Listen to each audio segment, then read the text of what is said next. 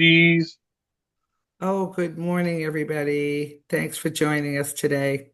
I'm Paula DiBiase, in case you didn't know me.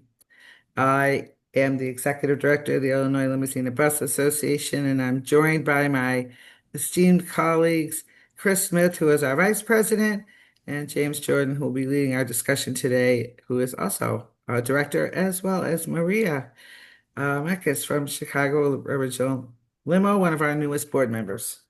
Okay, so for those of you who have joined us before, you know the drill.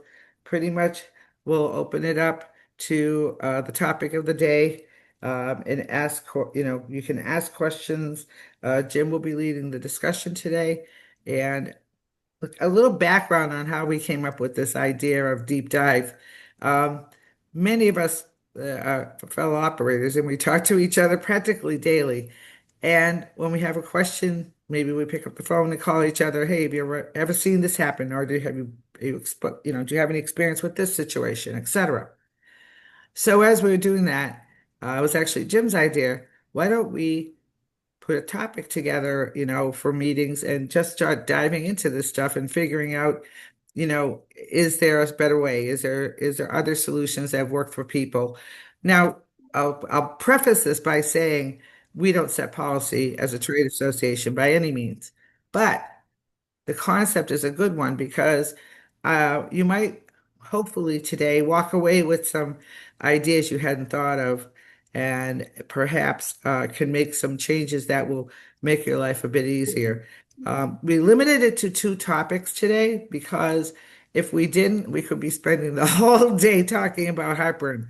So we've kept it to these two, and Jim will go over each question as we talk about it, so that we could keep the discussion pretty much fluid. Also, in the chat box, if you would be so kind as to put your name and the company you're with and what city you're in, we'd appreciate that. And I think I covered everything. After we finish up, we're just going to talk about some events and what's coming up with ILBA, and we'll have a quick Q&A. All right, Jim, the floor is yours. Yay. Woohoo. Um, so this all came up because a couple of weeks ago I had a ride from an affiliate and we went to the airport and the driver was already on location at the airport. The flight was from Florida to from Fort Myers to O'Hare. And as the driver was at the airport, 20 minutes before landing time, the flight got diverted to Indianapolis. Even though the weather was perfectly fine here, it supposedly got diverted to refuel. I don't know why they wouldn't put enough fuel in from the plane to go from Florida to O'Hare in the first place and have to stop in Indianapolis, but that's a whole other story. So, long story short, the driver was already there. By the time it landed, it was 3 hours later. So the driver sat there and waited for 3 hours. Now, it brought up an interesting question with my affiliate when I called him because how do we charge for that? Now, I know some people charge hourly for the time that was there. Some people might not charge at all, saying it's the cost of doing business because I know it's outside the client's control or the passenger's control. Some people, just work something out, which is what we ended up doing. Because it's not an affiliate who sends us a ton of business. Maybe 10 rides, 20 rides a year at the most. But this one client does come into Chicago somewhat frequently that we take care of, and he's a high profile client. So, but that being said, he didn't want to charge a ton of money to him, so we just worked something out. And then basically a week later, almost to the day, the same thing somewhat happens again. Um, uh, and this time the driver, of course, wants to get paid for that time too. So, and there is a difference. Are you using your own in-house driver, or are you using an IO or an independent operator to do the ride? Because of course, the independent operators want to be paid for all their time. So after diving into this a little bit and talking to some people, Paula and some other people around the country that we do business with, there really is no set rule in our industry for this. Different affiliates do different things. Some do nothing, some charge, some are somewhere in the middle. So we decided that we would have a conversation a little bit today about maybe what is a good idea? What do some companies do? Get some ideas of what people do when this happens, or when a delay happens, as you're already there. Because sometimes again, they don't get posted until maybe 20, 30 minutes before it's supposed to land anyways, and your driver's already there. And we're not talking about just normal delays that before you leave base. These are ones that are already that happen. Either the delay or the diversion happens as the driver's already arrived on location or is close to the location. So let's just open it up and see what some people think about this. And I know Tim was going to have something to say right away. Ha ha. Well, yeah, no, I am, and but it's one of the things we frequently experience here in Kansas City is lightning delays. The plane's on the ground, it's at the gate, but they can't unload the plane because of lightning in the area. Hey, I don't know, is that a common issue? Have you experienced that at all in Of course, of Chicago? course, of course we have. Yes. Yes. Yes. Which is a very, I mean, it's a very similar thing. And how do you handle that, right? It's not a diversion, but it's similar to a diversion. So, so I could share something that I shared with Jim a couple of weeks ago. We had a flight that um it turned around and went to Cleveland, I think. And anyway, at that point, no one knew when it was going to take off again, and it was several hours. And we had already had drivers on duty for too long. So we went into panic mode. What do we do next? And don't have the driver sit there for 3 or 4 hours. Some people were delayed up to 5 hours. I think this was 2 Thursdays ago. Oh no, it was a Friday actually. So what we started to do, the very first thing was reach out to all the local affiliates. Hey, if you got anybody waiting at the airport, do you have anybody who has some time, blah, blah, blah. And by luck, we had an affiliate who was at Midway who also had a driver who was waiting for 4 hours for their arrival. So we put him in the car and said, okay, off you go to Indiana, take care of this. And I think we swapped a ride too. So one of my suggestions, and I talked to Jim about this too, is like reach out to everybody and see who's got somebody waiting. Because if you're having a diversion or there's weather, chances are somebody else is in the same boat, and you can possibly, have that conversation and say, I'll swap a trip with you. It keeps the driver from sitting there for hours. And if you're using contractors, even if they're working with you in your vehicles, you still have to consider the time that they're spending. And this was one way to make sure that, we covered the ride, and we didn't have to, have someone sitting there for the remaining 4 hours. So I, that, I want to I want to share an experience that happened in Kansas City. I've had two different experiences that have happened in Kansas City outside of the normal diversion, and each case is very, very unique. A number of years ago, we had some winter weather in the area. It was not necessarily affecting the Kansas City metropolitan area, the streets or whatever, but they were sending. I say Delta because this was the particular flight that I was watching. Delta was sending just plane after plane after plane from Atlanta on their normal schedule. But once they got into Kansas City, because of ice aloft, the plane was landing encapsulated in ice, and they couldn't get the planes open to A, let the people off, and B, get the baggage out. So the plane would land and then sit on the ground in Kansas City for 3 hours because all the gates are full. All the airlines are sitting there taking forever to get into the plane. They're having to like thaw the plane in order to get into it. And you just don't know what to do because you don't know what time the plane is actually going to show up to the gate. It's on the ground. It's been on the ground for 2 hours. It could be any moment that your passengers are ready to go. So that was a unique experience. I will say in that, you know, we didn't charge the customers anything additional, but every one of the customers that was involved in that incident understood and tipped the chauffeur quite well. And then last year, I had a case where coincidentally it was Delta again from Atlanta. The flight came in, storms in the Kansas City area caused the flight to divert to Tulsa. Understood, we wait around. It finally gets refueled. There were several planes that got diverted to area airports. Tulsa was one of them. They were all waiting in line, take off from Tulsa. This particular plane was the last one from Tulsa to get refueled and take off. And um, when it did finally take off, it got back to Kansas City.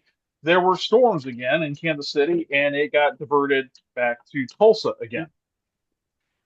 So, obviously the client is he just wants to get home. I mean, he's been diverted to Tulsa twice now, and I think the end result was the took an Uber from Tulsa to the Kansas City area. And actually, that particular client called and said, "Hey, I've talked to my company. Bill us for the trip." I'm sorry, You we know, don't allow anybody to use the word Uber on ILBA calls. Black car service is okay. Yeah. okay, a TNC.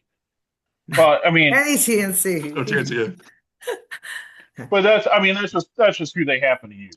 Right. So, they got a TNC from Tulsa up to Kansas City.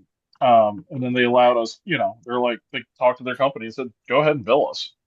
We understand it's outside of your control. Now, granted, they are a large corporation, and that bill is insignificant. I mean, they paid their employee more because of all the diversions to start with the added work time on the clock that they were with the travel. Hmm. I So, I know that there is a prominent New York operator that charges an hourly fee. I think it's hourly, or maybe a flat rate for diversion, and really that is to pay for the chauffeur expense. There's not a vehicle sitting still doesn't incur a lot of expense, putting a lot of miles on the vehicle, using up a lot of fuel. But obviously, if you're paying your employee hourly, that you have an hourly expense just to pay the employee. And so this particular affiliate, I believe, charges an hourly rate to cover the chauffeur pay while the chauffeur is waiting in standby. So like And that's 50, whatever it might be, the hourly, just whatever the hourly is for the chauffeur, not yeah, necessarily as normal hourly rate. yeah, like $35 an hour or Yeah, whatever yeah. to pay for the labor of the chauffeur, That's which fair. seems like a reasonable compromise. That's fair. I think, that's actually not a horrible idea. I didn't even think of that. Most people will charge either the full or the whole or none. That's actually not a Yeah, bad idea. but with a vehicle just sitting there, you're not racking up a bunch of miles, you're not using a bunch of fuel. I mean, it might be idling, so you've got some idle time, but again, it's not like you're driving 60 miles an hour, Thank you for going calling through the this How may I 3 or help you? 4 gallons of fuel an hour. Yeah, this is Epic. that raises an interesting question, and I don't mean to sidebar it, but if you're going to, I guess the other half of the question is, um, if you are going to come up with some procedure for flight diversions and and communicate to the customer, it also has to go in your agreements, I believe.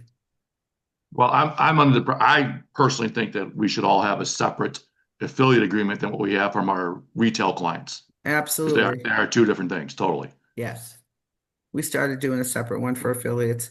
And you probably, I don't know how much affiliate work everyone's doing these days, but I was just pointing out to our affiliate manager that we're seeing almost daily requests from regular affiliates that we work with frequently, and they're asking us for our policies every time. I'm not sure, and it's people we work with. So that raised an interesting question for us as well. But when it comes to these diversions, I'm curious as to, you know, what what have people run into in the past? What's worked well?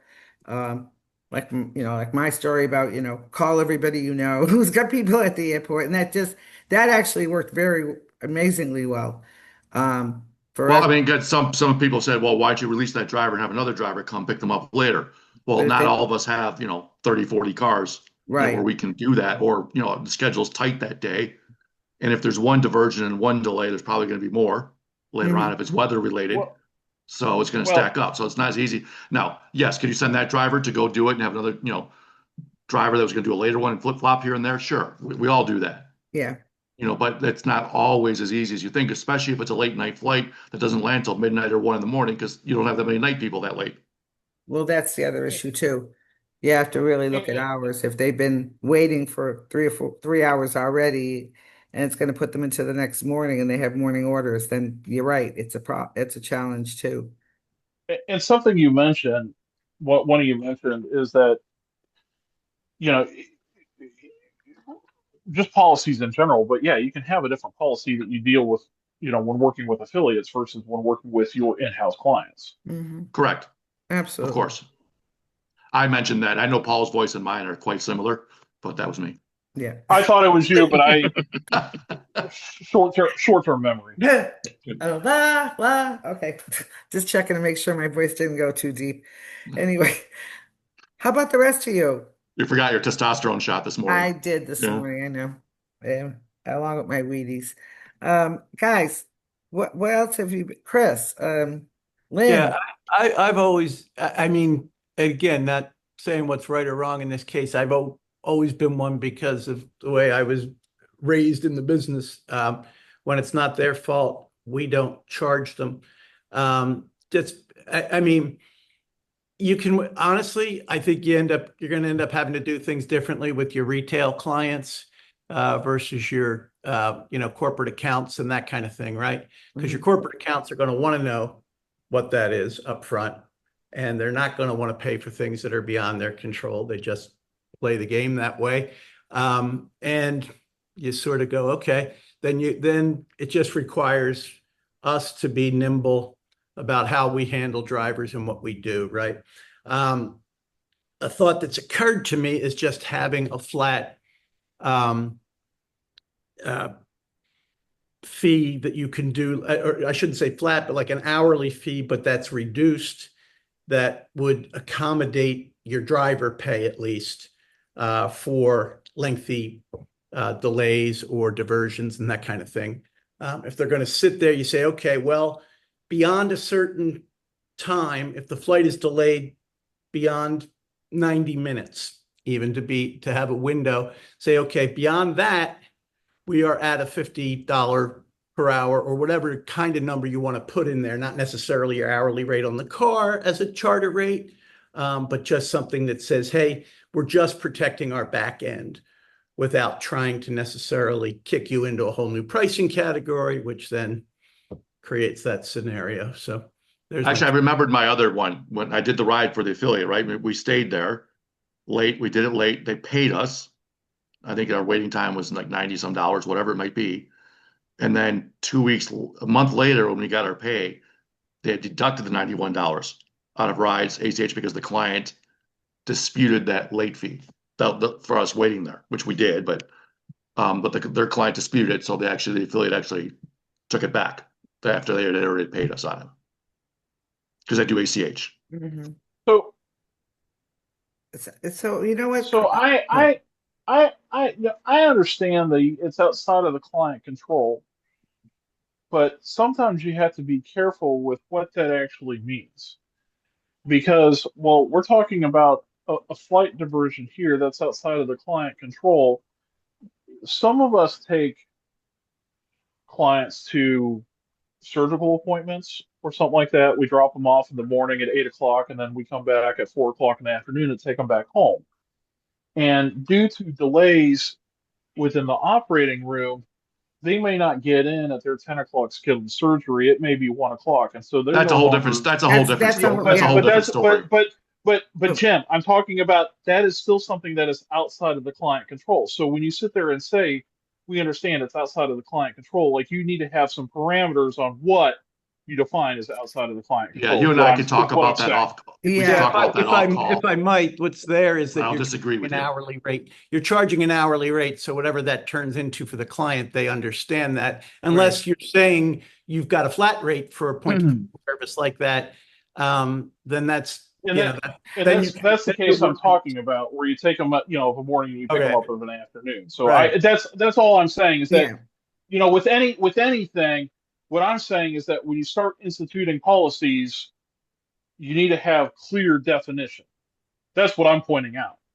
Mhm. Right. Yeah. And I mean, but that I was giving an example of something that, can be defined on an individual basis, but it has a model to it. So, okay, thanks. I think when we're trying to stick to one conversation, one example, because we don't want to get sidebarred, so I understand that. But when you talk, I've done something similar to what Chris was just describing, and for all of you that pay, depending on how you work with the chauffeurs, if they're employees or 1099 and all that, you would have to take those into consideration and determine what makes best sense for you. But we have done something similar like that where we went to a flat rate per hour, not charter rate, but something lower, just so that we could at least give the chauffeur something for spending 3 hours. I was just looking at my numbers this morning for the last 3 days, and every trip we had was late more than an hour, and yesterday was very long. And when I looked at the time, the idle time for the driver, it exceeded 10 hours in 3 days. That's a lot. So I think, you know, by coming up with some examples, I mean, everybody's going to have to decide what works best for their clients, their affiliates, and their team at large, and the subcontractors they use. Because I think Jim started out saying this earlier, subcontractors demand, they want to be made whole. That's not always reasonable. So, what have other people been doing? Can I Oh, what ask? I did, But I'm Go sorry. ahead, Maria. Oh, it's okay. I Go didn't ahead. know my mic was working. Oh, Okay. yes. Do we know if due to diversions they can get reimbursement from airlines? It depends on the situation, as far as I know. Anyone else can jump in, but seeing as I used to be a road warrior back in the day, we used to get like, if it was overnight, you'd get a hotel. They very Right. rarely do that anymore, but usually you'll get a meal ticket or something to go grab something to eat while you wait, things like that. I Um, think for the clients, if the yeah, client, the client gets that. We didn't, yeah. okay. Right. Yeah, but the It reason we pick diversions, just so you know, is it's been happening more and more. I think I was sharing with Jim, we had a situation 3 years ago. The flight diverted 3 times. It uh, was it for 3 times in like 4 hours or something like that. One minute it was landing in, say, Cleveland. The next minute they changed their mind. They're going to St. Louis. Then it turned around, went back toward Cleveland. By that time, we had to actually make a decision that we told the client's office that we just could not wait any longer. It was undetermined, and that they were welcome to call us, but we were well past 1 a.m. And this driver was like, "Which way do I go? Do I go? You want me to head towards St. Louis and grab this guy? What are we doing?" And so some of that's going to be calls that you have to make based on the situation at hand. In a case where a flight's been diverted multiple times, we had it happen last month. I think it was uh, Dane Airport. So at Dane Airport, the guy they took the plane and went to Dane. They were close to O'Hare, and it was a mechanical thing. They just had no choice. It was a diversion. They had to do it. So I think, that's why it's really interesting to hear what people are thinking about it, because we always try to figure out what to do with the client, but we also have to think about what to do with the chauffeur and the contractor as so well. so so bringing up the do you get reimbursement from the airline? Mm-hmm.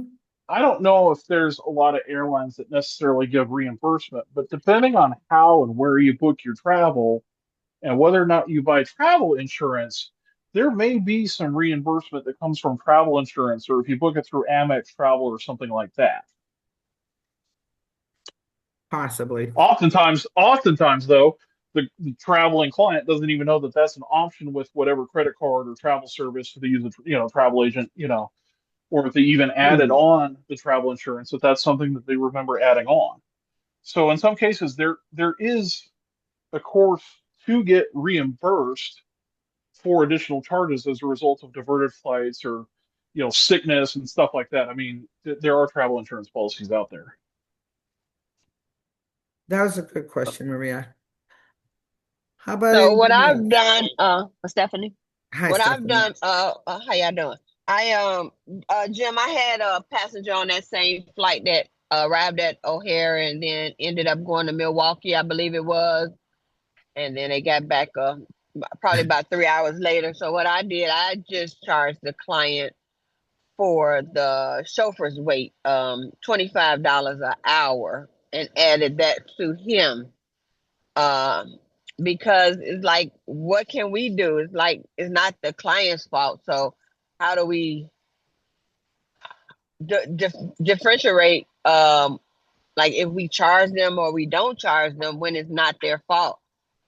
No, So I just it's a great question. I agree with that. Mhm. However, great that the chauffeur's getting a little extra money, but also your dispatch team, whether it be you or somebody else, is handling the phone calls, the changes, the phone calls to the Absolutely. client, the phone calls to the driver, and dispatch team probably needs to be, compensated for that time too, depending on how you pay your dispatch people. So Right. maybe it's Well, a not little play, bit more than just the driver paid. Maybe it's an extra $5 or $10 on top of that too. Who knows? Right. but playing devil's advocate, what's the difference if you're paying the driver for that wait time? You're losing out money on that car sitting. So why not just charge a flat hourly rate for the time? I mean, or you can offer the customer the option, we can cancel the trip after 90 minutes and, not charge you anything. Or if you want the driver to wait there, you can have, that's all means you have Because to work out your it terms comes and down conditions. to the affiliate and or the client, how much business they're sending you. Is it bad business to do that, saying, hey, you can cancel, and then we just won't have a car there for you, which doesn't make a No, I'm ton of talking. Yeah, sense. okay. For the general client, for the client. Now with the affiliate, that's just the partnership. I had a similar situation. A client flying into Chicago. I'm in Cleveland, but he was flying into Chicago. He got diverted to Detroit. My Detroit affiliate. We worked together. Didn't charge me anything extra. He had people coming and going out of the airport all day, so he was able to accommodate it. I think it's more or less just being able to the partnerships you have with those affiliates, and that's why it's so important to nurture those partnerships and work with people that other people work with, and they're they Oh, I they don't understand the disagree, pains and gains. but you can't charge one affiliate one thing and another one a different thing for it when it's that drastic of a difference, because they all, first of all, they all do talk No, and they no, will no. get That's all text going to be later. spelled out in the. Like I said, I agree with the terms and conditions. You should have one separate for the affiliate as well as your regular clients. But yeah, I mean that's just managing that with expectations. But like I said, I was just playing devil's advocate. What's the difference on that? Charging it the cars out of service basically for that same extended period. I'm sitting on a lady in a grocery store. My car's not moving, not doing anything, but they're paying a flat hourly rate. She goes to another appointment after this. Yeah, But but you, they So I signed mean, up. They signed up for that, right, right? but that also They booked becomes it as that. It's a little excessive. different. Right. It's becoming right? But if you're excessive when you're waiting. that's what I'm saying. In it, managing the client's expectations, I've found my corporate clients, if it gets delayed like that, they understand already. They know what's going on. But so it's sort of your retail one-off going to the airport on vacation is one thing. Somebody traveling for business, they understand the delays and there's going to be costs involved. But that's they're seasoned for that more or less. So Yes and no. I have run into some where the admins are adamant that they shouldn't be charged. So you're right. Maybe in some cases it's understood by the client, but I have not found it to be true across the board, which is why we put this discussion out there because I think, as I said at the beginning, everyone has to make their own decisions, but to hear from each other and see what people have been doing and trying to make it work I think is a good opportunity.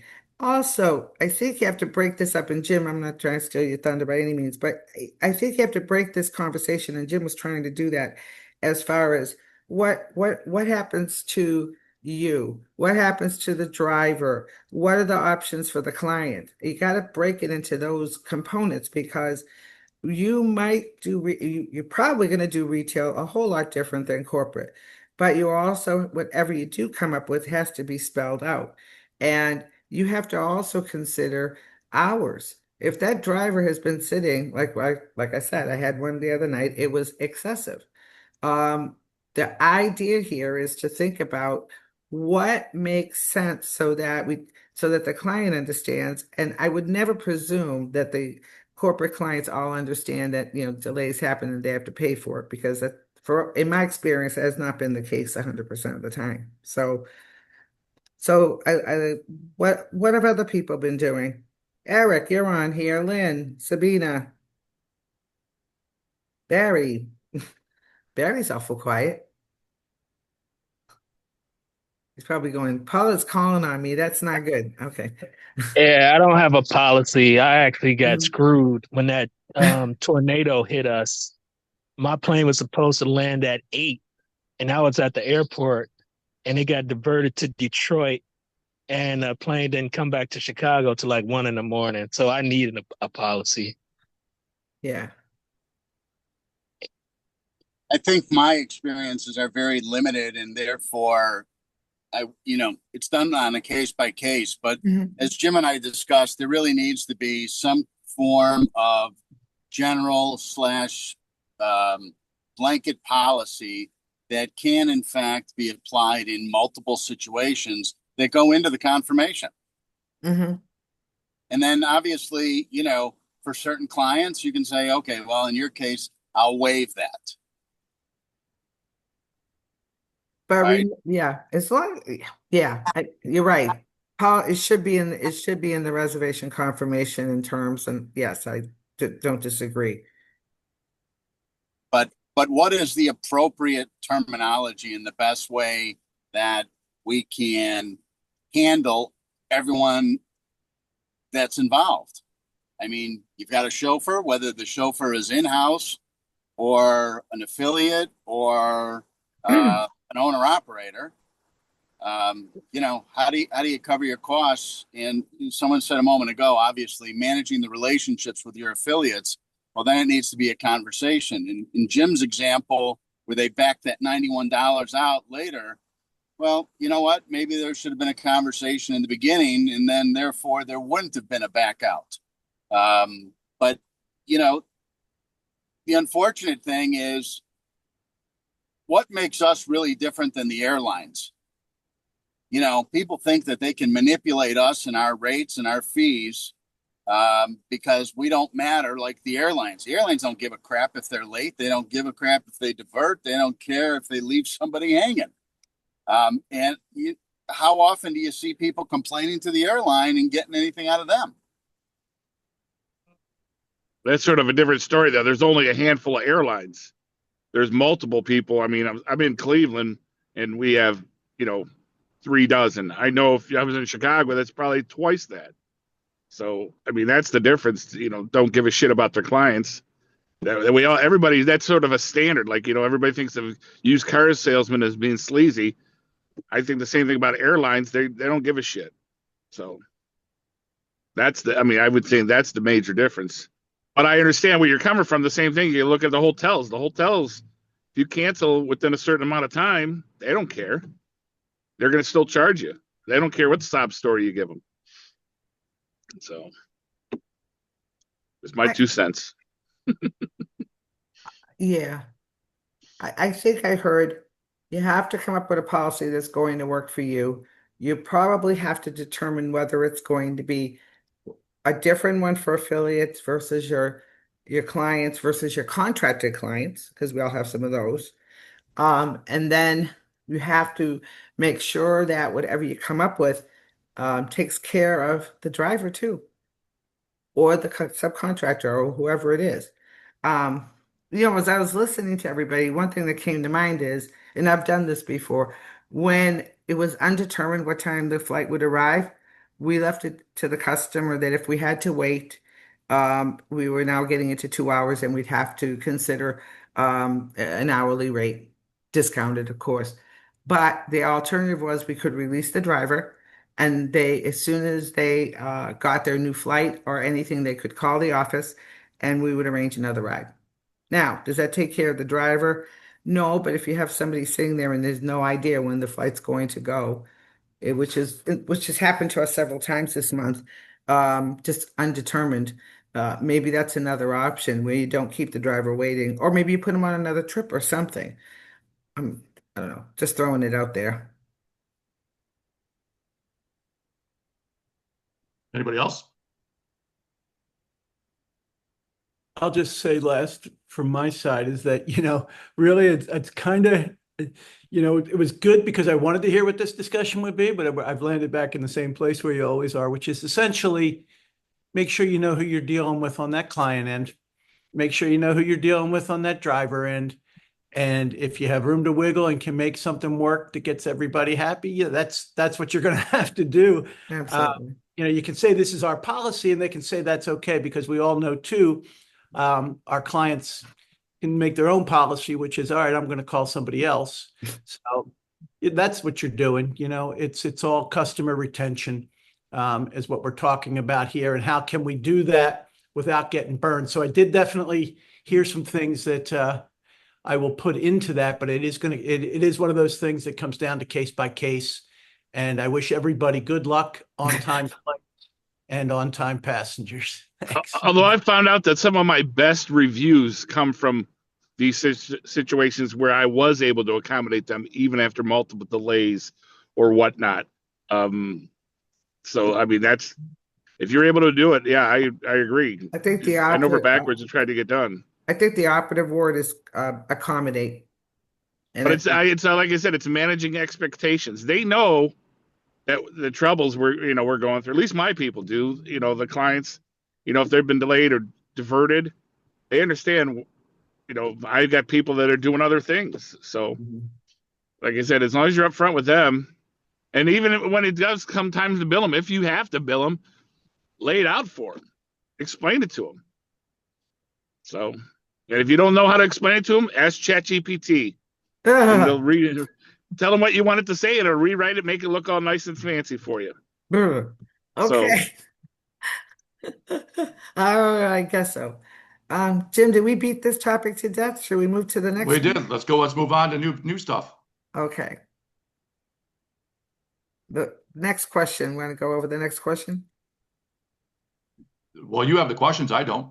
Oh, okay. So the second question was to talk about how do you handle situations when you have international arrivals that are delayed, sometimes significantly. So I'll give you a very current example because it happened to us yesterday. We had an Amsterdam arrival with a greeter. The client was stuck somewhere between customs and baggage for almost 3 hours. They did not get in the car till 3.5 hours later. And it raises a question. Similar situation. Driver's been waiting, greeter's been waiting. The customer's like, I'm stuck. There's nowhere for me to go. Um, how are you guys handling those situations? Because I seem to be having a lot of them in the last month, because we're doing a lot more overseas work. And quite honestly, there was one weekend I was telling Jim in July where every one of our international flights was late by more than 2 hours. We almost started running out of drivers. So I was curious as to how people are handling it, or if Jim wants me to share what we're doing so far, I'm happy to do that. I'll leave it to Jim. Go ahead. Share. Okay, so we've started to do this with some of our local affiliates, and they agree. So if you say you ask us to help you with a trip, um, and I know some of the bus operators have started doing this as well. Rather than appear on location when just the typical 15 to 30 minutes before the flight lands, we go an hour.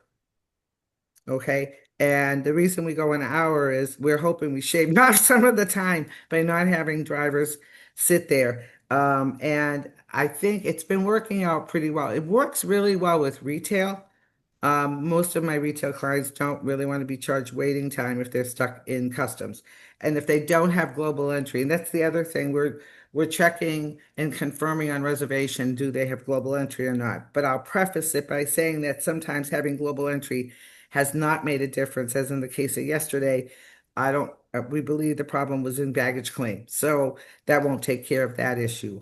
But Okay, I want to make sure I'm understanding something right because What? I think either something was said wrong or I got understood it wrong. Okay. So instead of sending someone to arrive at the airport 15 to 20 minutes early, you're sending them an hour early. That seems No, like it would be later. counterproductive. An hour later. Hour Oh, later. hour late. Okay, okay. Yes, I yes. heard it as Yeah, earlier. yeah. Sorry, You didn't hear it wrong, Tim. It's just the way I mean she So in mentioned other an words, if hour. the flight It didn't lands say at earlier. 3, Can we we replay send the them tape? at 4.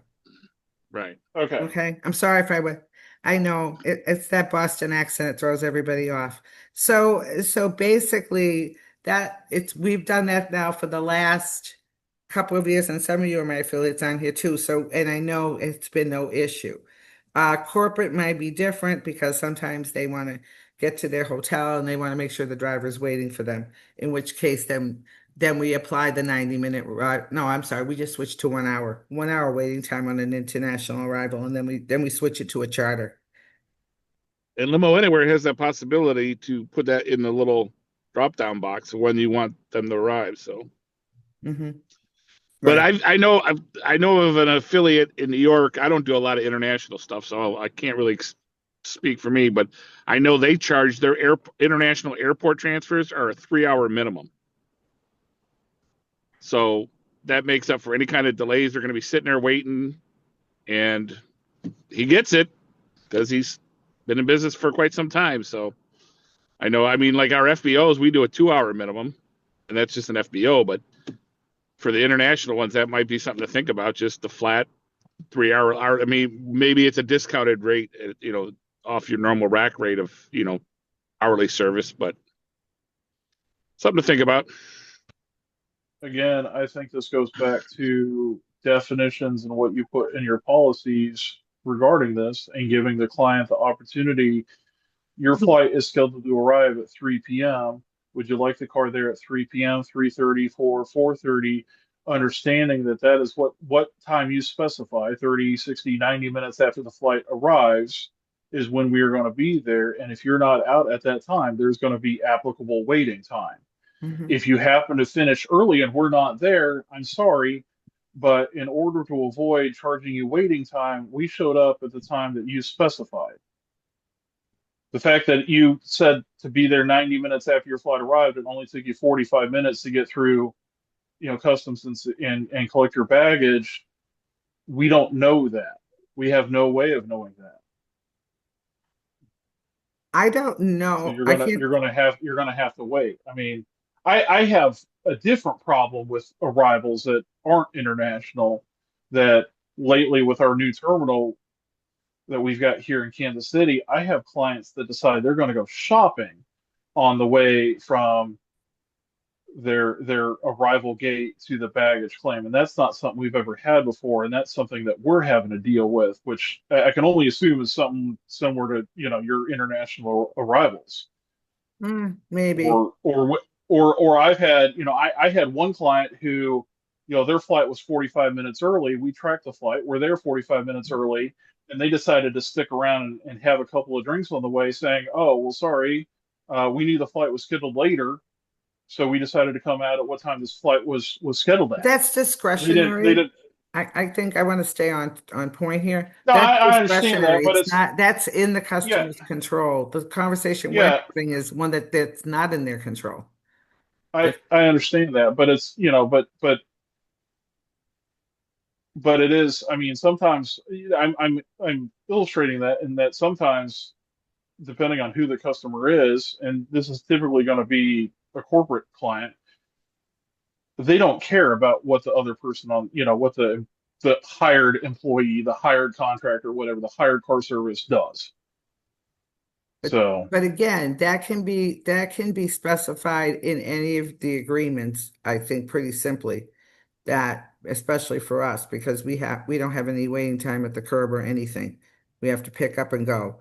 But I really want to stick to this one because the whole thing with customs and baggage and the timings, I think there could be some opportunity for folks to really revisit their international stance and determine whether they want to A, offer an alternative, B, to somebody else's point, I'll just make all my international arrivals hourly, which I don't know if that works for everyone.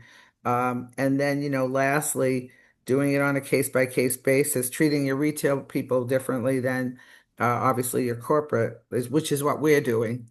And like I said earlier, when we tell the retail person that once it's over an hour, you're going to have to pay, they are 95% of them are receptive to waiting. So anyway, let's hear from some others.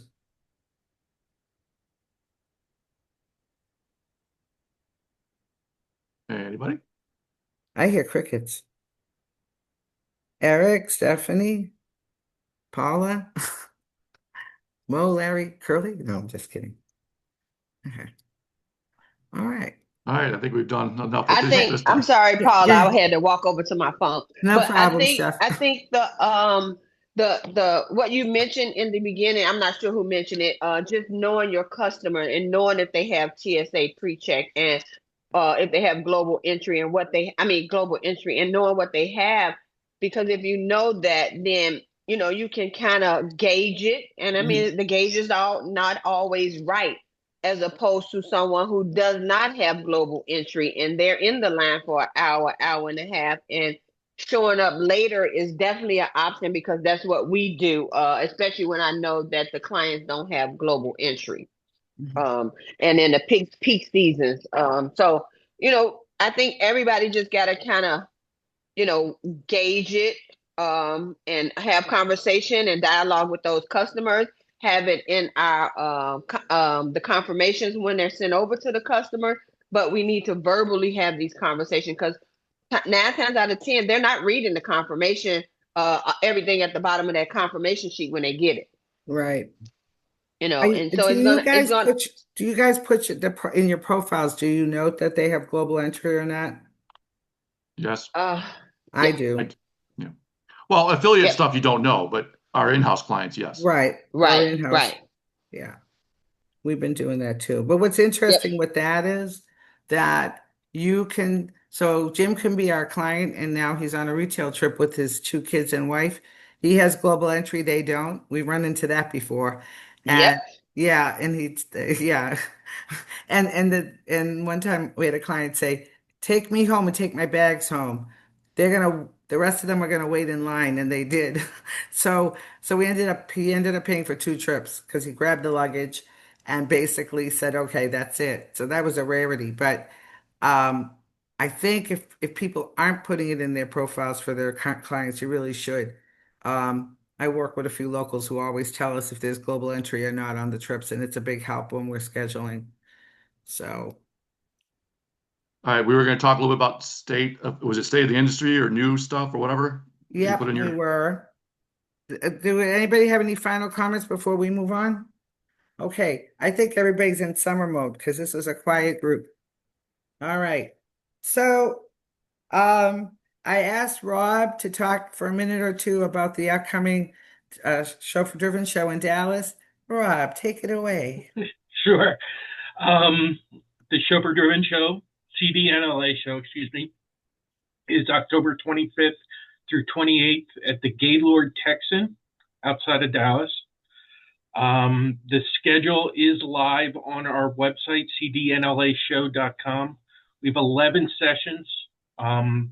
They've all been filled in so you can see the topics. A lot of great stuff, a lot of good outside speakers this year. The committee made sure to bring out experts as opposed to in-house people. What else? Early bird is in effect until 9/19, so you can get your show pass for $425 if you're an NLA member, saving $75, which is really nice. The one thing with Paula here, we got to talk about the mentor program. Paula is one of our mentors. We've 24 rock stars in effect this time. So pick now, don't wait, grab your mentor.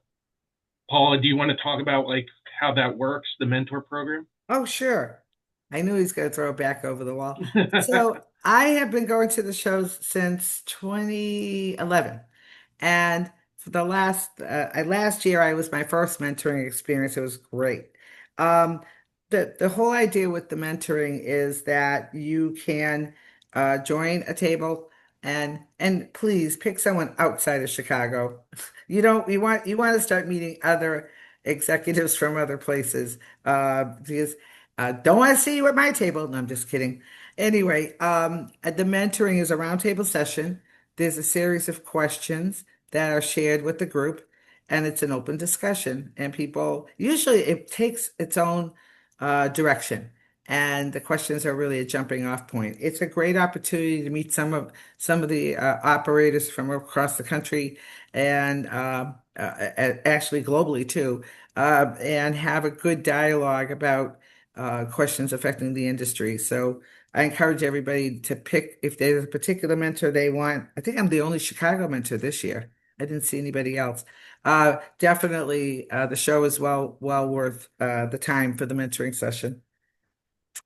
So, and that's it. I hope some of you will be coming to Dallas, and I will see you there.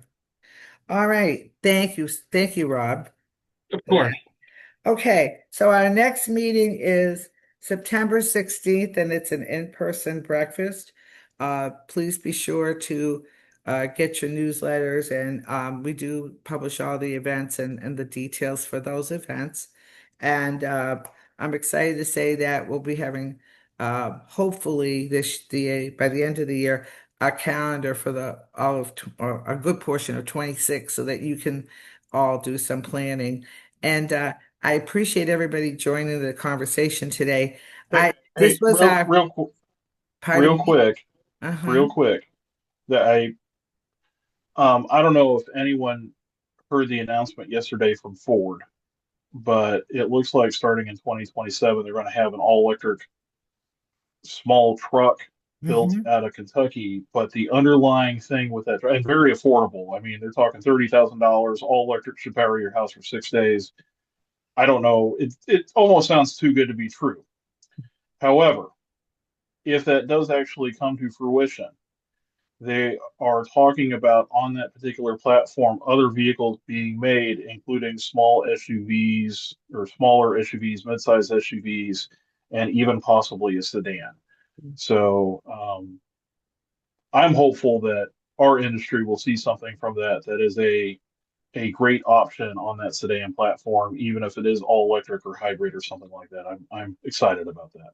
We need something because I heard yesterday, and I don't know how true this is, and everybody sit down, that insurance, at least in Chicago, could go up to 40% next year. And Let us hope not. I also heard that one of the big ones is pulling out. So I haven't heard that yet, and Michael has gone, so maybe we can yes, follow up offline and ask our locals what that they've would. heard. Yeah. Usually we get So some notice. I'm just hopeful of something that comes down the Ford line that is fulfills a need that seems to be lacking, whether it's a nice mid-sized SUV or even a large sedan would be nice. I'm just very very hopeful, and Yeah. I No, guess it's a good point. we'll see it when it gets there. And the nice thing is it looks like it's going to be made in the United States, so talks about tariffs or whatever I think will be minimal. I know that here just in the past month we've had a big battery plant come online in the Kansas City area to make batteries for EVs. So Well, time will tell. But Jim, yeah, we should follow up on that insurance rumor. You think? Yes. Yeah. Does any last thoughts from anyone? I really appreciate you making the time today and helping us with this experiment. I think we'll go back and tweak it a little bit more and maybe put a little more oomph behind the questions, and you can think about them before we jump on. But thanks. I'm always happy to see all of you, and have a great day. We'll be posting the recording later today or first thing tomorrow. And as always, if you have a question, please reach out to me or any of our board. Barry, good to see you. Have a great day, everybody. Thank you. Thanks. Thanks, Thanks, Jim and Rob. Paula. Yes. Bye, guys. Thanks. Bye-bye. Bye bye. Thank you.